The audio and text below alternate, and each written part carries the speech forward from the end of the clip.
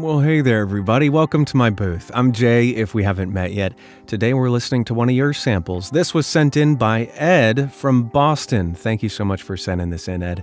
If you'd like me to take a listen to one of your samples and give you some feedback just like this or similar, there's a form in the description of this video. Fill it out, shoot me some audio, and we'll put you in a video just like this one down the line. Just be patient with me while I work my way down the list of people who've already submitted. And if you'd like to work one-on-one, there's coaching available on my website. It looks awful similar to this, but we just get to have a little bit more back and forth. Without further ado, Ed, take us away. When the world of business is constantly changing, you need to stay ahead.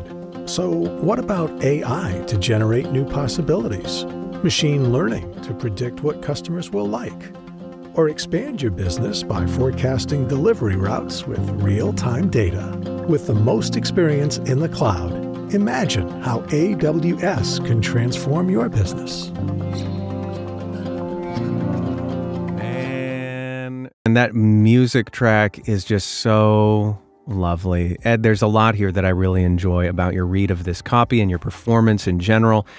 First, I'll talk about what you were concerned with. You were worried about it sounding a little bit announcery versus conversational, the magic word that we all strive to achieve. This doesn't sound announcery to me hardly at all. When I think of announcery, it reads as, at Macy's, you need this, this, and that. And if 35%, like that's announcery to me, where it's that sort of impersonal delivery of information in your faceness.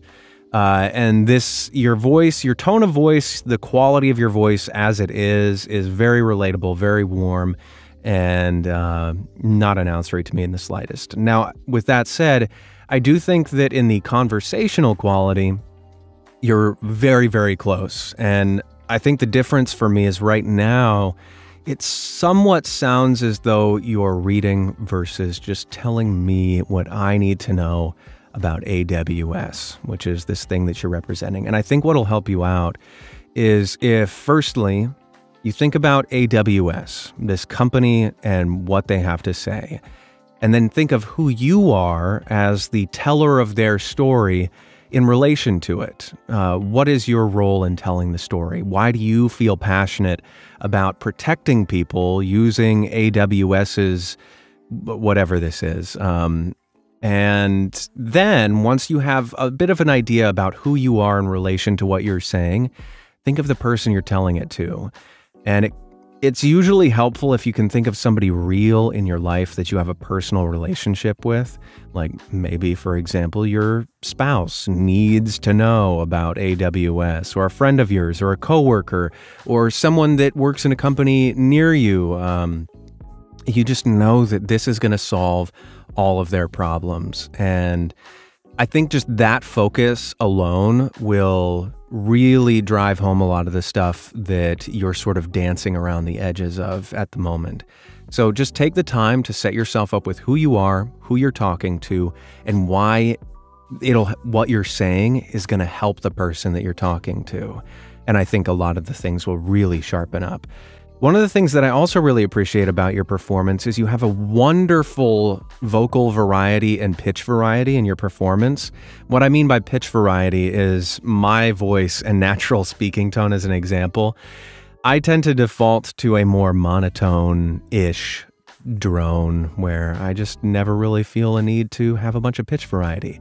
Whereas you, whether it's naturally or you're doing that in your performance, you dance around and you're not like singing it. It's not in my face. It sounds pretty darn natural to me, as an example. Or expand your business by forecasting delivery routes with real-time data. Or expand your business with these delivery routes with real-time data. Like you go up, down, and there's just so much variety, which I think for anybody in a commercial like this, anytime that you can introduce variety to it, and of course, never, never, never force it, never impose it, but if you can give yourself that sort of excited energy to expand your business with delivery routes, with real-time data, you're not just delivering information, you're actually excited about it, and that pitch variety sort of naturally imparts this energy to it. So again, Major disclaimer, don't just do it arbitrarily, but if you like have that energy behind it, it sort of naturally happens. And you're doing it already, so that's lovely. The next thing that I would say, it's sort of a technical note based on the way you've set this up. So you've got it over this wonderful music bed, your voiceover is sitting on top of it, and you've done a great job in leveling them. The music is nice and gentle underneath the voiceover. However, because your voiceover has dynamic range where there are some loud bits here and then down at the end, it's a bit quieter. It's a little bit difficult for me to hear certain sections as the music changes and your voiceover changes in volume. And the way that you can solve that is by adding some compression to your voiceover before you lay it over the music. That'll just fatten up your voiceover overall. I have other videos on this channel going into more detail about how to do compression, so I would refer to those. It's a little bit too much to show in this video. Additionally, if you have questions about it, feel free to reach out.